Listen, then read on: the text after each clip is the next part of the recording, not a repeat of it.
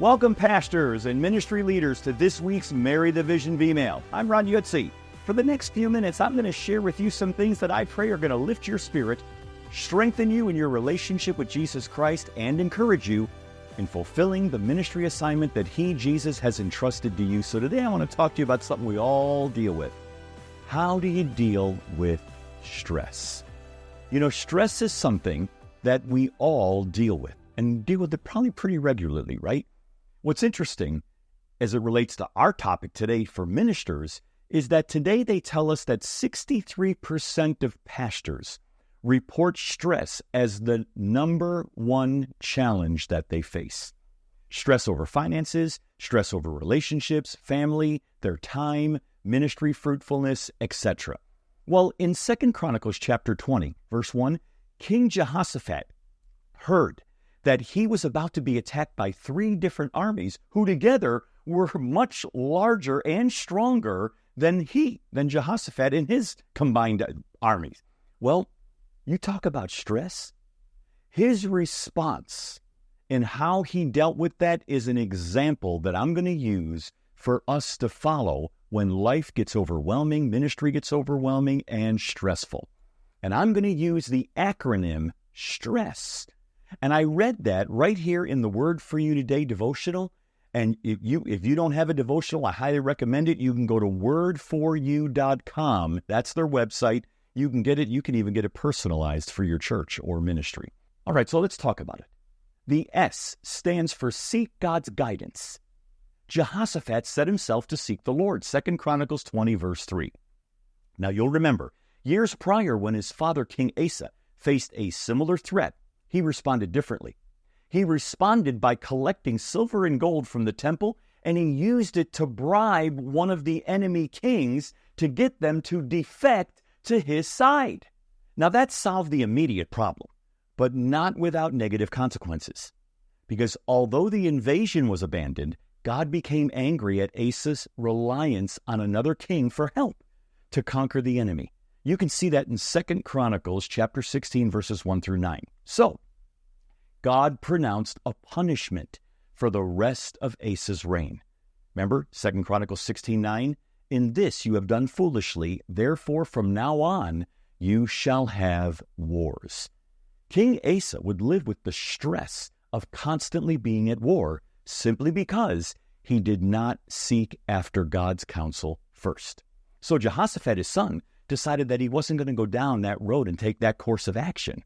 My question, how about you? When you're facing a ministry challenge, do you stress out? Are you attempting to figure out a solution instead of finding out how God wants you to deal with it? Think of the last problem that you faced. Did you rely on the opinions of others, or maybe even on your own ideas? Or was your first step to seek God and His guidance on the matter? Here's what God promises.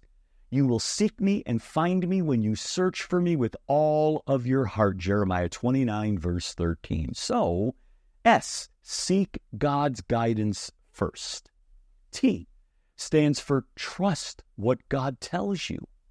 God said to Jehoshaphat, you will not need to fight in this battle. Position yourselves and stand still and see the salvation of the Lord. Do not fear or be dismayed. Tomorrow, go out against them, for the Lord is with you. 2 Chronicles chapter 20, verse 17. So, whose voice are you listening to? God's way of resolving a problem may not go the way that you think. It could actually go against your logic or the opinions of others. I mean, in Jehoshaphat's situation, God instructed Jehoshaphat's army. Clearly, they were of no match for those 3 armies, and yet He asked him, go out, show yourself, prepare yourself for the battle, but yet you're not going to need to fight it. And prepare yourself for the battle, but you don't intend to fight. Now, that didn't make any sense. God will many times tell us to position ourselves to deal with a demanding task or problem that we feel completely inadequate to tackle.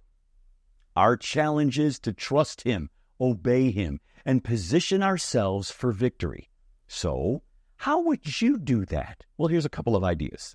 First of all, You position yourself when you choose each day to set your hands to lead and advance the ministry assignment that Jesus has called you to, even though you don't have a seminary or college degree. Number 2, you position yourself when you resist pride.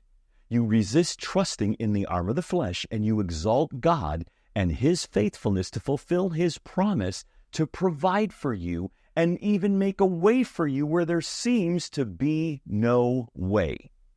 Number 3, you could position yourself when you sit down at your computer or your desk each day to prepare that sermon or write that book that you've always desired to write, even when you don't have a head full of knowledge, but you have a heart that's full of faith that God is going to join you and meet you there and give you His words.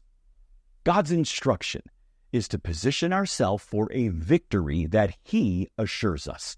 He wants us to show up and to trust Him so that He then can show Himself strong on our behalf. 2 Chronicles 16, verse 9. For the eyes of the Lord run to and fro around the whole earth to show Himself strong on behalf of those whose hearts are loyal to Him. Now, in our next video, I'll unpack the rest of this acronym S.T.R.E.S.S to help us know how do we deal with stress when it shows up in our lives and in our ministries. Now, I pray that this has been helpful and sharpening, even encouraging for you and your ministry team.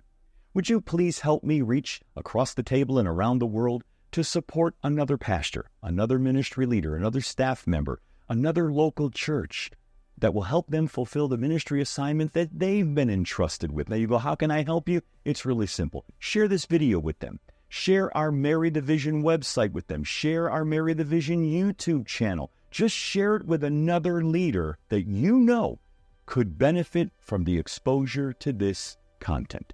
I want to say thank you for helping me. Until next week, this is Ron Jutze. I am committed to your ministry success in Jesus Christ.